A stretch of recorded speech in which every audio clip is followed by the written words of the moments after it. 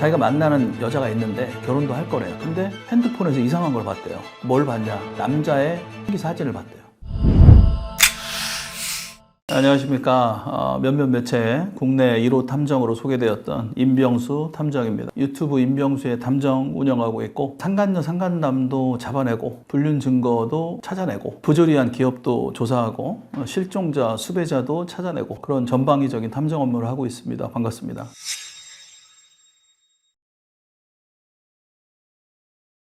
제가 지금은 50이 넘었지만 40대 중반? 7, 8년 전에 카페에서 만나기로 했어요. 저는 이렇게 광고하고 뭐 이런 거를 안 하고 매스컴을 옛날에 TV에서 뉴스데스크나 이렇게 TV에 나온 거 보고 들어오시는 의뢰인들이 대부분 많아요. 지금도 따로 광고는 안 하는데, 이분은 TV에 나온 임병수 탐정을 찾아서 검색을 해서 의뢰 약속을 저하고 잡은 거죠. 그러니까 이분은 제 얼굴을 알고 있는 거고, 저는 의뢰인 얼굴을 모르는 상태였고, 카페에서 만나기로 했는데 먼저 가서 이렇게 기다리고 있었어요. 근데 30대 한 초중반 앳돼 보이는 여성분이 앞에서 들어오시더라고요. 나는 그분인지 몰랐죠. 근데 들어오는데 저랑 눈이 딱 마주치고, 그분은 제 얼굴 알고 저는 모르니까 눈이 딱 마주쳤는데, 저를 딱 보자마자 저쪽에서부터 계속 오면서 마치 친정 아빠를 본 그런 표정으로 저한테 시선이 딱 붙어서 이쪽으로 걸어오시는 거예요. 그래서 저분이신가 보다 했는데, 한 10m 정도 앞에서부터 이렇게 카페가 되게 좀 컸거든요. 쭉 들어오는데 표정이 점점점 오면서 계속 우는 표정으로 바뀌는 거예요. 마치 그 친정 오빠를 만나가지고 막 이런 울컥하는? 그래서 TV를 보신 분들의 특징이 그러세요. 전화해서 우시는 분들도 있고, 전화해가지고 내가 사실은 말기암 환자인데 자기 하소연 얘기하면서 엉엉 우시는 분들도 있고. 그러니까 저는 그분들이 생소하지만 그분들이 익숙하신 거죠. 그러니까 들어오셔가지고 점점 가까이 오셔서 내 앞에 딱 앉으시는 거예요. 이러는 거 물어보지도 않고 얼굴 보니까 아니까, 뭐 이러니까 딱 앉자마자 와! 막 우는 거예요. 앞에서 아무 말도 없이 막 울어요. 그래서 아니 막 이랬죠. 제가 막 울다가 갑자기 진짜 대성통곡을 하는 거예요. 저를 보자마자. 근데 거기 사람이 좀 많았단 말이에요. 카페가 컸거든요, 되게. 제가 40대 중반 정도 된 남성이 30대 초반? 뭐 이런 여성이 오자마자, 날 보자마자 우니까 옆에서 쳐다보면서 저 새끼 건드려가지고 몹쓸지 됐고, 이런 표정들로 다 쳐다보는 거예요. 뭐 기억에 남는 의뢰인들은 전부 다 기억에 남긴 한데, 이 장면이 항상 생각이 나요. 되게 탐정이라는 거는 좀 어려운 사람들한테 어려운 시절에 힘이 될 수 있는 그런 존재구나. 좀 기억이 나서 생각이 나네요. 당황했습니다. 그때. 네. 증거 수집 사례 중 기억에 남는 것이 있을까요? 전문직인데, 아내가 전문직이거든요. 고위공직자 전문직이에요. 남편도 고위공직자고. 근데 둘이 안 맞아가지고 남편은 서울에서 근무하고 아내는 지방에서 근무를 해요. 거의 별거 형식으로 살아요. 애가 셋인데 큰애, 둘째는 유학을 보내고 막내 딸내미만 엄마가 데리고 살아요. 근데 시부모, 그러니까 할머니, 할아버지죠. 친할머니, 친할아버지가 손녀가 보고 싶다 해서 한번 간 거예요. 애 데리고. 사이는 별로 안 좋지만. 예, 알겠어요. 그러고 며느리가 간 거죠. 며느리는 이게 있는 상태였죠. 같은 고위공직. 그러니까 의뢰인은 이 남편입니다. 여의도에 계시는 고위공직자인데, 아내는 서울 중앙에 있고 고위공직자인데 인터넷 신문 나오는 분들이에요. 그래서 의뢰를 했는데, 아내가 남편 상간남이 있다, 불륜을 한다. 그걸 어떻게 아셨냐? 그 알게 된 경위를 제가 설명을 드리는 거예요. 아이를 데리고 친할머니, 할아버지한테 며느리가 갔어요. 따로 산 와중에. 근데 예쁜 옷을, 드레스를 입고 간 거예요. 딸내미가. 초등학교 1학년짜리가. 그러니까 할머니, 할아버지가 아유, 누구누구야. 너무 옷 이쁜 거 입었다. 엄마가 사줬어? 이런 거예요. 근데 애가 갑자기 아니, 멋쟁이 삼촌이 사줬어. 그러고 자기 입을 막는 거예요. 어떤 느낌인지 아시겠죠? 그거 옷 누가 사줬어? 너무 이쁘다 그러니까 할머니, 할아버지한테 막 자랑하면서 멋쟁이 삼촌이 사줬어 했다가 어머! 이렇게 자기 입을 막았다고.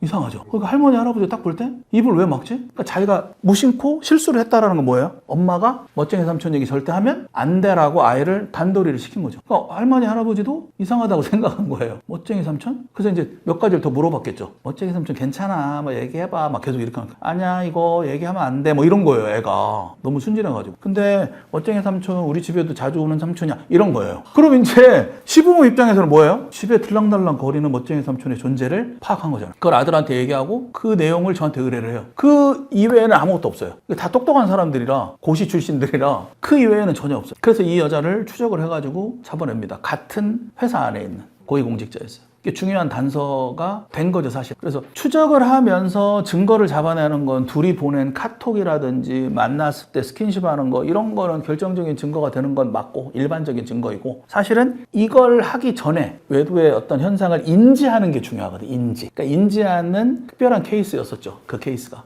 어떻게 잡아내신 거예요? 그 남자가 집에 들어가요. 그러니까 얘도 서울에 있는 애인데 부산으로 발령을 자기도 낸 거죠. 같이 부산에서 근무를 하는 거고 그 앞에서 이제 카메라 계속 돌리는 거죠. 집 앞에다. 그러니까 바로 집 앞에다 돌리는 게 아니고 통로 앞에다가 이제 카메라를 계속 24시간 돌려요. 잠복하면서. 그러니까 들랑달랑 하는 걸 하고 나중에는 이제 그걸 가지고 변호사한테 준 다음에 우리 변호사가 증거부전 신청이라는 걸 해요. 증거부전 신청이 뭐냐면 카메라로 엘리베이터나 오피스텔, 복도나 아파트 현관 같은 데 카메라로 찍죠. 그 찍는 거를 법원에 카메라 촬영분을 동영상을 보게 해달라라고 우리 쪽 변호사가 법원에 신청을 하는 거예요. 그래서 판사가 생각을 할 때 이 사람이 이혼 소송 또는 상간남 위자료 청구 소송을 하기 위해서 증거보전을 신청하는 이유가 타당한지를 먼저 봐요. 그러니까 이 사람이 외도의 증거가 여러 가지가 있다라는 걸 입증을 합니다. 입증을 한 다음에 변호사가 하면 이제 결정문이라는 게 나오거든요. 그럼 아파트 관리사무소, 오피스텔 관리사무소 가서 우리가 들랑달랑 하는 시간을 특정하는 게 매우 중요합니다. 증거보전 신청에서. 그러니까 이 사람이 항상 저녁 8시에서 9시 사이에 들어간다. 그 나오는 시간은 몇 시다? 자고 나오는 거잖아요. 자고. 거의 살다시피. 총각이었어요. 그 남자는. 그래서 그 시간을 특정해가지고 CCTV를 돌려보는 그 법원의 결정문을 관리사무소에서 확인하는 거죠. 근데 그 남자가 그 집을 들락날락 거리고 예를 들어서 엘리베이터가 702호, 702호인데 7층에 딱 썼다. 그 여자 집이 702호인데 7층에서 내려서 702호 쪽으로 향하는 영상. 이게 702호로 갈 이유가 없잖아요. 밤 11시에. 그리고 아침 7시에 그 집에서 이 남자가 나올 이유가 없잖아요. 그 증거보전 신청을 가지고 말 그대로 증거를 보전해달라. 변호사가. 그런 내용들을 하는 거고 그 증거보전 신청하는 법률행위는 변호사가 하지만 이 사람이 몇 시에 들어가고 몇 시에 나오고 어떤 사람인지 차가 뭔지 어떤 헤어스타일에 어떤 옷을 입고 있는지를 진짜 그 화단에서 기듯이 기는 것처럼 현장에서 진짜 잠 못 자고 하는 거는 탐정이 한다. 그런 식으로 해서 잡아냈죠. 지금은 이혼했어요. 이혼했고 싱글 남자하고 살아요. 그 딸 데리고. 씁쓸하죠. 요즘에는 그러니까 외도를 해서 이혼을 하고 이혼하려면 해. 뭐 하고 나서 상간녀나 상간남하고 결합해서 사는 경우가 정말 많은데 그것도 되게 잘 살아요. 가장 충격적인 메시지나 대화 내용이 충격적인 거 있어요. 50대 후반 법인 대표가 30대 초반 싱글녀를 만나거든요. 근데 의뢰인이 30대 초반 싱글녀의 남자친구예요. 자기가 만나는 여자가 있는데 결혼도 할 거래요. 근데 핸드폰에서 이상한 걸 봤대요. 뭘 봤냐? 남자의 성기 사진을 봤대요. 발기 전, 발기 후 정말 디테일하게 그걸 찍어서 보낸 거예요. 그래서 의뢰를 한 거죠. 쇼킹하지 않습니까? 그래서 그 여자를 추적합니다. 추적을 했는데 이 30대 싱글녀, 그러니까 이제 사실은 결혼 전 배우자 조사에 해당이 되는 거예요. 이 여자는 결혼을 할 건데 여자친구 사진에 남자 성기 사진이 왜 있냐 추적 조사를 하니까 이 여자가 50대 후반의 법인 대표를 만나는 거예요. 일주일에 한 번씩. 스폰 형식으로 만나는 걸로 보여요. 제가 볼 때. 나이 차이가 너무 많이 나잖아요. 지금 한 30년 가까이 차이가 나는데. 근데 그 남자랑 얘랑 이제 호텔을 왔다 갔다 하는 걸 찍었는데 우리가 이제 추정을 하는 거죠. 그 법인 대표 놈이 찍어서 보낸 걸로 보이는 거예요. 그래서 그 내용 자체에 이제 서로 카톡이나 이런 거 주고받은 내용들이 있잖아요. 거기에 이제 그거 보내주고 나 발기했어. 그러니까 얘기하기가 그런데 오빠 좋아 내가 팔아줄게. 그런 음담패설을 막 서로 막 주고받은 게 있는 거예요. 그리고 이 남자를 추적 조사했더니 이제 법인 대표고 차가 이제 고급 승용차를 외제차를 타고 다니는데 주차를 하고 나서 꼭 뒤로 가서 트렁크를 한 번씩 열어요. 트렁크를 왜 여는지 우리가 보니까 트렁크를 딱 열고 또 열고 밑에서 핸드폰을 하나 꺼내는 거예요. 그러니까 세컨폰을 쓰고 있는 거예요. 이 대표가. 그러니까 이 세컨폰을 트렁크 밑에다가 스페어 타이어 밑에다가 항상 보관을 하고 있더라고요. 그래서 저거를 저 새끼 와이프한테 진짜 알려주고 싶다. 와 어떻게 저렇게 살지? 이 법인도 되게 큰 법인이에요. 제약회사거든요. 와 어떻게 저러지? 뭐 저런 놈이 다 했지? 또 혼자 막 흥분했죠. 근데 그거는 제가 의뢰받은 사항이 아니니까 그렇게까지 하지는 않았지만 사실은 결혼 전에 예비 아내의 실체를 잘 파악한 케이스죠. 음담패설하고 이게 좀 충격적이었어요. 그거 저한테 보내주거든요. 그럼 저는 무슨죄예요. 그거를 본인은 당사자니까 그렇다 손 치더라도 난 탐정이라는 이유만으로 그걸 봐야 되나? 더러워 죽겠네. 에이씨 막 이러면서 이걸 왜 보내 나한테 막 이러는 거예요. 자기네들이 한 얘기에서 진짜 더럽다. 인간은 동물이구나. 그런 생각이 막 생기는 거죠. 우리 탐정님들 영상 보시겠지만 우리 탐정님들 정말 고생 많이 해요. 육체적으로 고생 많이 하고 이 마음적으로 고생 많이 합니다. 진짜. 대한민국 탐정 화이팅이에요. 재벌 2세들이 보통 배우자 결혼 전 조사를 좀 많이 하는 것 같아요. 이것도 이제 모 케이블 TV에 나갔던 내용인데 고아원 출신 20살에 국가대표 선수의 친모, 그러니까 친엄마를 찾아줬던 사건인데 보신 분들도 많으실 거예요, 사실. 고아로 커가지고 20살이 돼서 국가대표 활동을 하고 이러고 있는데 자기의 친모를 찾기 위해서 계속해서 방송에서 이야기를 하는 상황인 거죠. 그 프로그램에서 이 아이의 친모를 찾아줘야겠다 이렇게 이제 해서 저한테 정식으로 저하고 이제 의뢰가 돼가지고 직접 제가 가서 찾아줬는데 이분은 정말 어렸을 때 성인이 되기 전에 이 아이를 낳은 거고 그 이후에 가정을 꾸리시고 거기서도 또 아이를 낳고 사시던 중이었던 거예요. 근데 탐정이 제가 이분을 찾았잖아요. 가서 찾아서 만나지는 못하지만 제가 편지를 전달해 준 어떤 히스토리가 있거든요. 그 이제 방송을 탔는데 얼마 후에 정말 뿌듯한 일을 했다라고 하고 지나갔는데 얼마 후에 그 당시에 이제 그 프로그램 작가로부터 연락을 받은 거예요. 그분이 돌아가셨다고. 그 친모가 돌아가셨고. 그래서 어떻게 돌아가신지는 자세하게는 모르겠지만 제가 생각하는 뭐 그런 게 아닐까라는 생각이 들어서 제가 멀쩡하게 잘 살고 있는 그분을 제가 찾은 거에 대한 자괴감이 오는 거예요. 그러니까 정말로 제가 몇 달 동안 힘들었거든요. 만약에 이 아이의 친모, 고아원에서 성장한 이 아이의 친모를 찾아주는 거는 정말 의미 있는 일이다라고 생각해서 찾아줬는데 그 찾아준 어머니 입장에서는 이미 가정을 이루고 있는데 얼마나 힘들으셨을까 이런 생각이 들고 물론 이제 이 친구가 방송에 나와서 그런 얘기를 해서 알려진 거는 맞지만 실제로 가서 찾고 하는 거는 제가 찾았으니까 또 그때 많이 좀 자괴감이 왔어요. 이게 좋은 점도 있고 안 좋은 점도 있구나. 한편으로는 좋은 일을 같지만 상대방 입장에서는 정말 마음 힘든 일일 수도 있겠다. 어쨌든 좀 안 좋은 형태로 끝나가지고 많이 좀 독특한 사건이면서 많이 힘들었던 사건입니다. 이게. 황당한 상황을 목격한 적이 있으세요? 대부분 황당한 사건을 목격한다기보다도 이제 그들의 어떤 상간남 상간녀들의 애정 행각 이런 것들이 좀 황당하긴 하죠. 아니 저 사람은 셀럽인데 아내한테 그렇게 잘하고 자식들한테도 그렇게 잘하고 TV에도 많이 나오는 의사고 근데 저 따위로 살고 있네. 누가 봐도 애인처럼 저렇게 황당하게 뭐 이런 것들이 대부분의 사건들은 황당하긴 한데 정말 웃음이 터져 나올 정도의 황당함은 드자비 할 때죠. 의뢰인이 현장에 출동하는 경우 보통은 소송 증거 자료로만 잡고 거기서 이제 종결을 하는 경우가 대부분이긴 한데 소송 증거를 잡는 것보다는 현장을 덮치는 게 훨씬 더 효과적인 경우도 가끔 있어요. 이게 짝짓기가 쉽지 않을 때 예를 들면 차 안에서만 맨날 하는 경우는 저거는 현장을 덮치는 게 낫겠다. 한강공원으로 불러가지고 이런 경우도 있는데 현장에 의뢰인들이 출동할 때 일가친척 다 데리고 작사를 낼 때 상관녀 머리채 잡고 이게 사실은 씁쓸하면서 안타까우면서 가끔 폭소가 터지기도 합니다. 급습하는 거는 무조건 탐정은 동시에 현장을 빠져나오는 걸 조건으로 합니다. 탐정은 바람처럼 들어갔다가 이슬처럼 사라지는 거기 때문에 탐정과 함께 의뢰인이 현장을 같이 뭐 드자비를 하고 이런 거는 없죠. 그 안에 브릿지 역할만 하는 것이고. 모든 현장이 위험하죠. 위험하다는 건 이게 탐정이라는 게 경찰 출신들이 탐정을 많이 하기는 해요. 근데 경찰도 우리가 보여지는 정복을 입고 수사활동을 하는 경찰이 있고 보여지지 않게 은밀하게 활동하는 정보과 직원들, 정보관이라고 부르는데 이러한 형태가 있거든요. 근데 탐정은 굳이 경찰 중에서도 극소수인 정보관하고 비슷하단 말이에요. 그러니까 자기의 신분을 드러내지 않고 은밀히 추적조사하는 게 탐정업이기 때문에 위험하다라는 거는 대상자한테 노출이 되는 것이 가장 위험하죠, 사실. 근데 두 번째 또 위험한 건 뭐냐면 놓치는 게 위험해요, 또.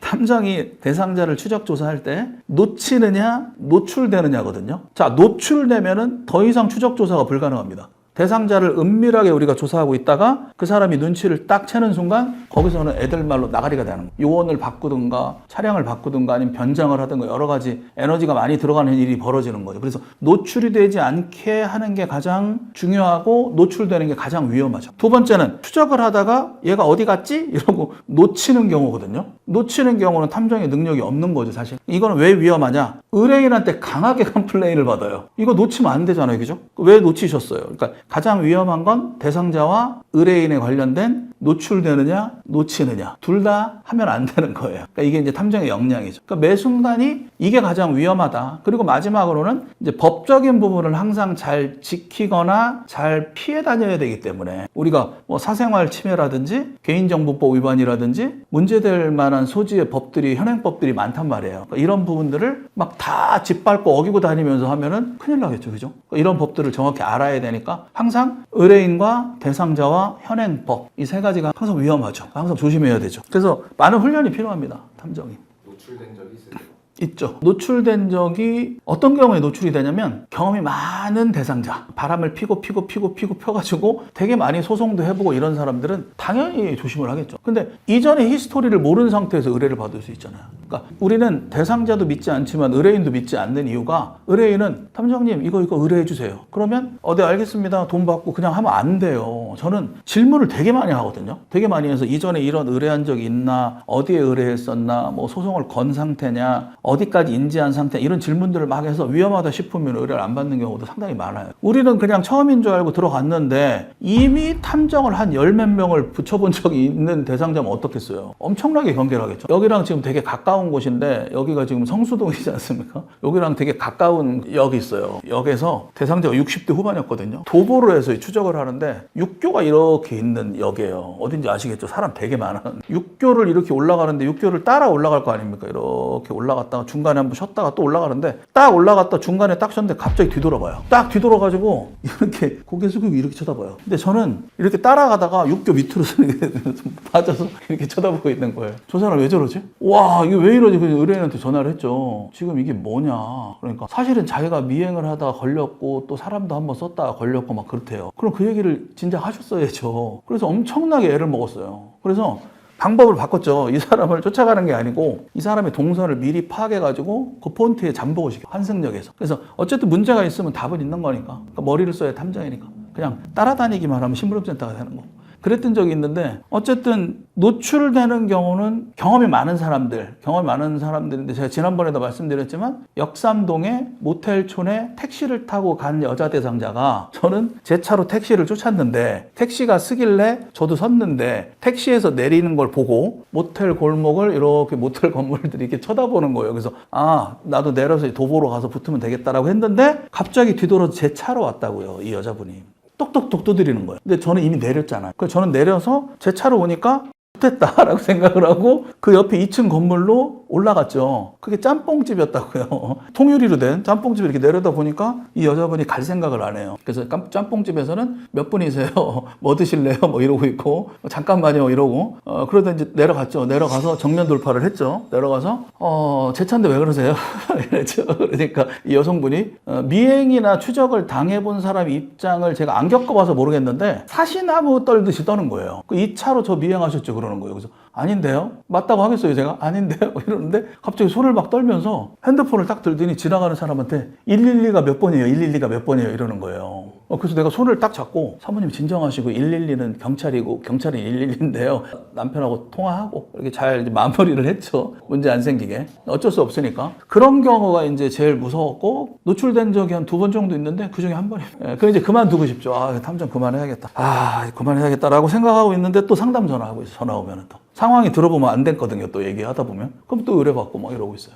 변호사분들은 이제 법률적인 부분들, 뭐 이런 부분들 전문가이긴 한데, 변호를 하고 재판을 하려면 증거를 기준으로 하거든요. 이 증거를 잡는 사람들이 탐정이란 말이에요. 그래서 저는 변호사분들과 잘 지내요. 서로 윈윈하면서 이렇게 하고 있는데, 우리는 정말로 맨바닥에서 화단을 바닥에 기면서 증거를 잡는 사람들이다. 형사들이 진짜 고생고생 검거하듯이 똑같습니다. 그렇게 고생고생 검거해서 검찰로 보내듯이 형사들이, 우리는 정말 현장에서 잠 못 자고 잠복하고 날밤 새고 밥도 못 먹으면 현장에서 그 증거 한 컷 잡으려고 이러다가 이제 변호사한테 주거든요. 그런 내용들 보면 참 좋죠. 그래서 의뢰인이 옛날에는 뭐 외도나 이런 게 있으면 변호사 사무실을 먼저 갔거든요. 그럼 변호사가 증거 있어요? 증거 갖고 오세요. 이랬는데, 이제는 탐정들이, 우리나라에 이제 멋진 탐정들이 많이 생기고 있으니까 증거를 먼저 잡아요. 아니면 의뢰인들이 뭐 인터넷이 많이 발달해 있으니까 자기가 거의 탐정이야. 다 잡아. 막 카톡도 잡고 나서 변호사 상담 일단 해보고, 조금 더 증거를 잡아야겠는데 이건 못하겠다. 그럴 때 이제 탐정한테 의뢰를 하고 완벽한 증거를 가지고 이제 변호사한테 갖다 주고, 의뢰인과 탐정과 변호사가 삼위일체가 돼가지고 악의 무리를 상대로 싸웁니다. 이게 진짜 전쟁이거든요. 그래서 불륜하지 마시고 제발 안 걸릴 자신이 있으면 하시고, 하시면 안 된다. 그 얘기를 드리고 싶네요.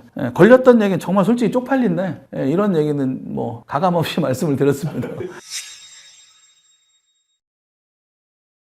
한국 사회에서 두드러진 패턴은 아닌 척을 많이 하죠. 아닌 척. 좀 사람이 솔직했으면 좋겠는데, 도도한 척, 고풍스러운 척, 아닌 척, 윤리의식이 뛰어난 척 하는데 뒤로는 뻘짓거리를 하고 있는 인간들이 되게 좀 솔직했으면 좋겠는데 그 부분이 좀 그런 것 같고 이중적인 사람들 뭐 다른 나라도 그렇겠죠. 근데 우리나라는 좀 그런 게 심하지 않을까라는 생각이 드네요. 직업군에서 나타나는 경향. 일단은 남자들은 경제적인 여유가 있고 시간적인 여유가 있는 사람들. 그리고 여자들은 경제적인 돈을 좋아하는 애들. 그래서 골프를 많이 하는 여자들이 많다. 카톡에 골프하는 푸사 이런 걸 올리는 여자분들이 많고, 남자는 경제적으로 시간적으로 여유가 있고 여자는 시간적으로 여유가 있는 사람들이 경향이 많고, 옛날에는 좀 돈이 많은 사람들이 무조건 바람을 핀다라고 생각했는데 최근에 제가 정수기 설치기사와 이거 있잖아요. 코디 아줌마, 60대 초반, 50대 후반의 불륜, 그리고 최근에는 미화원이에요. 미화원, 환경미화원. 물론 이제 환경미화원을 비하하는 건 아니지만 거리를 청소하고 다니시는 분을 추적하느라고 돌아버리는 줄 알았어요. 대상자가 환경미화원인데 낙엽 쓸고 뭐 이러고 다니시잖아요. 미치는 줄 알았어요, 진짜. 근데 그 과정에서 시간이 되게 불규칙하시더라고요. 불규칙한 그 타이밍, 순간 1시간 타임, 2시간 타임 만나는 시간에 또 다른 미화원하고 바람을 피시는 거예요. 그래서 그런 경우도 있고, 그러니까 대부분은 경제적, 시간적 여유가 있는 남자들, 그 다음 시간적 여유가 있는 여자들이 가장 많기는 한데, 의뢰하시는 거 보면 이분들이 경제적으로 여유가 없어서 다만 의뢰를 못할 뿐이지, 환경미화원이나 정수기 설치 기사나 AS 기사, 물론 이분들의 직업이 안 좋다라고 비하하는 게 아니고 정말 바쁘시고 노동으로 일을 해서 근로소득으로 살아가시는 분들도 치고 다니신다.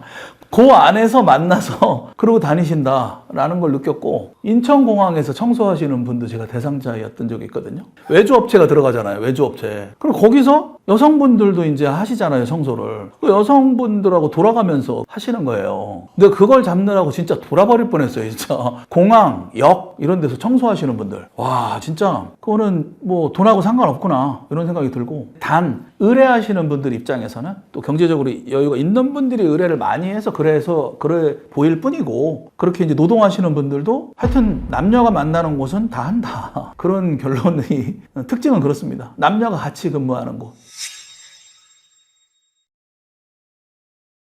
특별히 주의하시는 부분이 있으실까요? 내가 사업을 하거나 유통업을 하는 사람들은 그 사업 관련된 것만 보고 다니죠. 유통업 하는 사람은 유통업만 보고 다니고, 장사하는 사람들은 식당만 보고 다녀요. 사람은 항상 자기에 관련된 것만 볼 거예요. 패션에 관심 있는 사람, 패션 사업하는 사람은 사람들의 패션만 보고 다니고, 근데 탐정업을 하는 사람은 그냥 사람 자체를, 특히 사람과 사람의 관계를 분석하고 다녀요. 특히 남녀가 있는 경우 습관적으로 인간의 어떤 철학이나 사상이라 이렇게 깊게는 안 들어갈지라도 그 사람들의 행동, 손잡는 거, 눈빛, 제스처, 걸음걸이, 뭐 이렇게 이런 어떤 몸짓들, 주변을 살펴봄, 그 사람들의 그윽한 눈빛, 이런 것들을 습관적으로 보는 탐구 의식을 갖고 있는데, 물건이나 세상의 이치에 대한 탐구가 아니고 인간과 인간의 관계에 대한 탐구 의식이 매우 강해요. 탐정하시는 분들이 그래요. 그래서 습관적으로 어디서 밥을 먹고 있어도 이게 밥 먹고 우리가 밥만 먹으면 되는데 옆자리 뒷자리 5만 대 다 참견을 하고 이야기를 하고 안 하고의 차이일 뿐이지, 쟤네들이 불륜일걸? 아, 쟤네들은 결혼한 6년 차 정도 되고 아이는 없을 것 같고 남편 직업은 뭘 것 같고, 이런 행동과 추리를 늘 합니다. 항상 이게 습관이 돼서 그래요. 왜냐하면 의뢰가 들어오면 그 문제를 해결해야 되기 때문에 많은 어떤 질문들을 하게 되고 추리를 할 수밖에 없어요. 답을 찾아야 되기 때문에. 탐정업을 하면 인간에 대한 근본적인 탐구 의식이 반드시 필요하기 때문에 인간들에 대한 탐닉과 관찰과 이런 것들이 습관화되어 있고 일상화되어 있습니다.